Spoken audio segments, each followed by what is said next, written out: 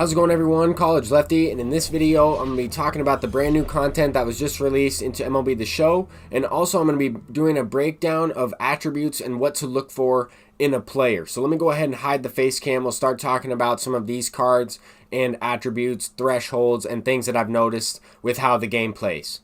So this first card here is Dave Parker. We were able to kind of figure out the clues that went along with this tweet. I talked about it in my previous video, and that Dave Parker is very good. That's a 12-0 Battle Royale Flawless reward. And honestly, both of these 12-0 Battle Royale rewards are very good. Manny Machado Gold Glove version has great power. He'll have the thresholds that we'll talk a little bit about upcoming here. He'll have diamond defense, decent speed at 62. And then we did get one of the predictions wrong. I thought that we might see prime Joey Votto. It is prime Jake McGee. So this card is going to be interesting. I don't think he's going to be very good, but he does have some pretty good attributes. But the way that his card plays, he's not a very deceptive lefty, and I'll get into that a little bit more. We also have had this card revealed over on Twitter, over on YouTube. Daniel Murphy, Silver Slugger card. That's probably going to be a part of the base round with this upcoming Ducks on the Pond pack series released June 5th. So this is a very good card. He has great contact against both sides.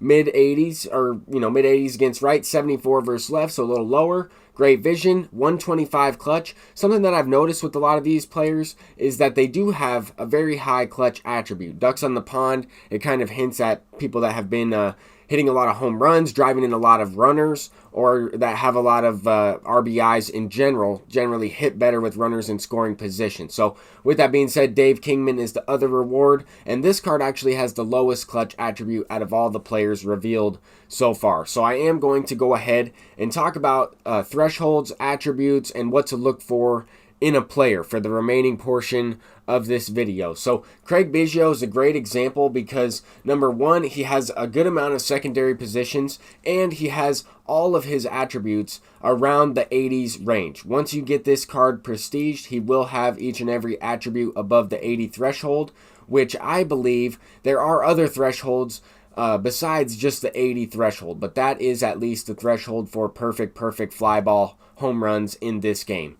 Bomber, the quirk, we'll talk a little bit about a variety of things in this video as well, but Biggio can really do it all. I mean, he has the 80s threshold that pretty much gives him a lot of the quirks. I'm not really sure what the difference is between a player that maybe has 75 and does not have the threshold that they need, or 74 in the case for Bomber.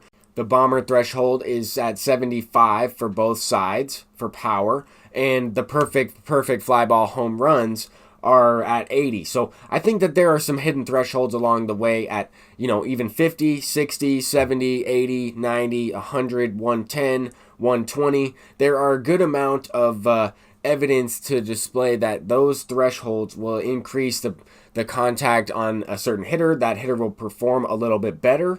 Now, these quirks are not necessarily active quirks, and we'll talk a little bit more about that when we're looking at Mike Trout right here. So with that being said, in years past, the vision attribute has been very important. This year, it's not as important. Contact, power, discipline, clutch are a little bit more important than vision, at least I would think. So from my experience, I mean, anytime the controller is vibrating, the clutch attribute is activated.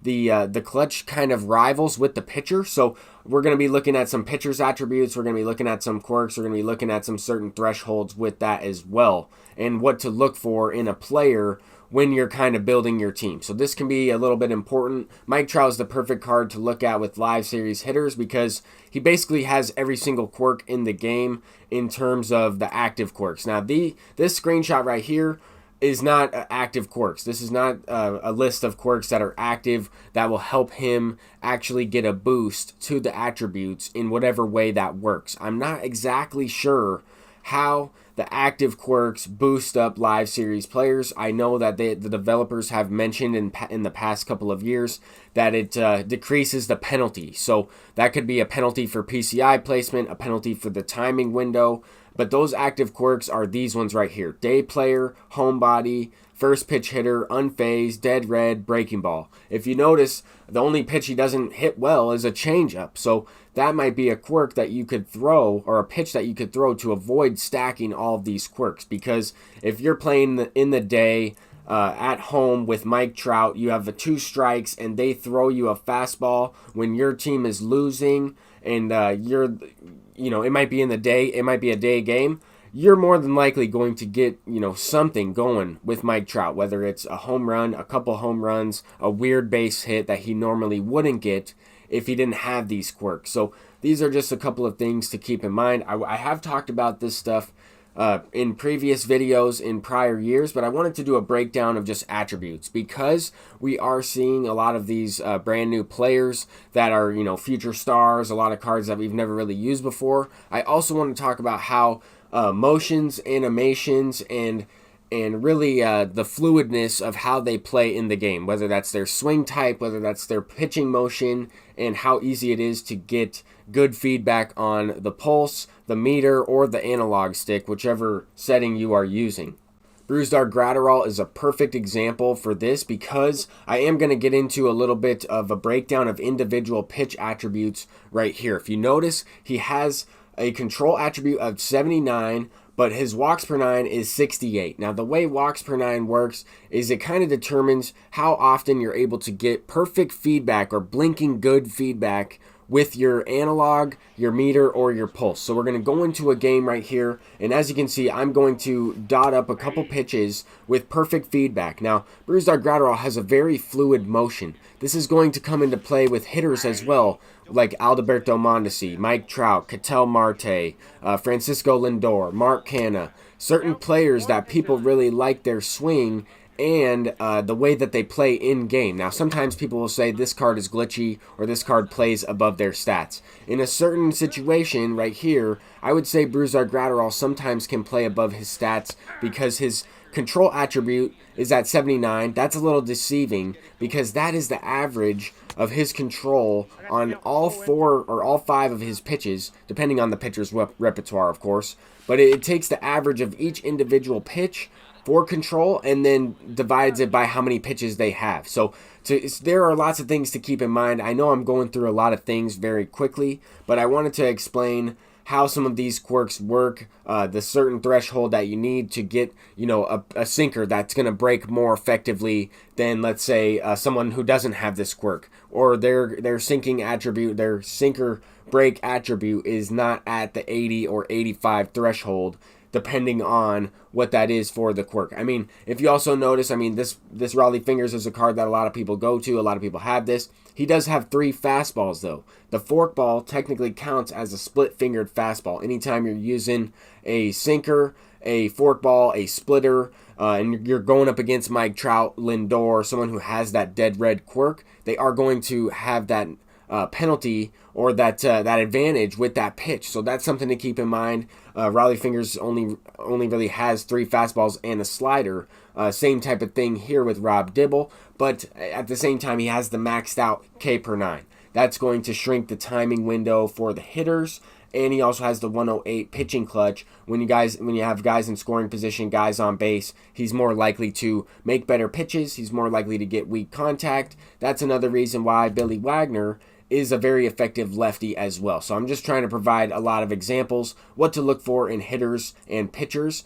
With pitchers, I'm looking for high hits and Ks per 9. I'm looking for sinkers. I'm looking with pretty good break on those sinkers. I'm looking for a good repertoire, that pitcher that I like to use in terms of their motion. I'm looking for all around things that I've been talking about in this video. I haven't necessarily talked about each and every attribute, but I think that it's more or less whether they're in a specific threshold. For example, this Brady Singer has lower hits in K per 9, but he might have the pitch mix that you're looking for. He has pretty good walks per 9, so he's going to get good feedback on his pitch mix. I think he also has a pretty fluid motion. Now, I've never actually used this card, but he does have a good slurve. He has a good changeup. We're going to be getting back into Daddy League's website, which is a website I'll link in the comments section down below. As you can see here, he has the sinker baller quirk. He will also have the changeup quirk, will show that as well. But that's because he has good break, he has good control on all of these pitches, and even though he doesn't have 5 pitches, he has some of the quirks that other pitchers don't have, and he also has the slurve, which is a pitch that a lot of players don't have. So these are all things to keep in mind. I'm looking for players that I can perform well with in terms of their swing, in terms of their attributes. I'm looking for all-around 5-tool players, of course. And if they don't have, great defense, then I might look to use a player that I perform better with. Right now, I have not hit that great with Gary Sheffield, so I'm not using Gary Sheffield. But here is a great example of the individual pitch attributes.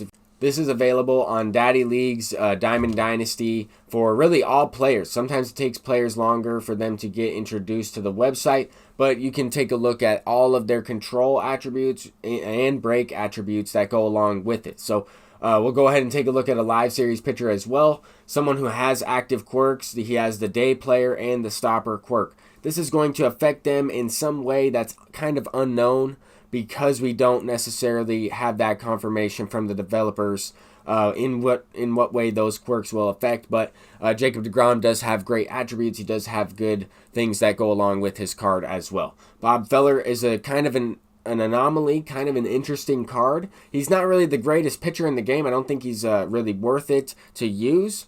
But the 99 version of Bob Feller, or a better version of Bob Feller, might be worth it. If he does have a sinker, he might have a better pitch mix. But one thing I wanted to talk about is with his hits and K per 9, with his pitching clutch, with his walks per 9 and control attributes. I'm not really sure what his individual attributes are like on Daddy Leagues, but something that I like to look for in a pitcher is the unbreakable quirk. Now, this is something that I made a video entirely on, the unbreakable quirk. You need 95 durability to get this quirk, but it will help you rejuvenate energy in this game that's based on stamina for starting pitchers and recovering energy over games that you don't use them. This will help them in that sense to recover faster and use them a little bit more. So the best version of Bob Feller might be a lot more usable and a little bit more valuable, because he might be able to bounce back and pitch more innings for you, maybe in relief. A lot of people go to those relievers or those starting pitchers as relievers late in the game. If you have a good amount of guys that have the recovering stamina very quickly, you might be able to use them a little bit more. Same type of thing with value in players I'm looking to use are guys that have great all-around stats that can play a variety of positions. I'm College Lefty, and thank you for watching this video. I'm just trying to get out as much information as I can about this game and things that I've experienced. Hopefully you enjoyed. Peace out.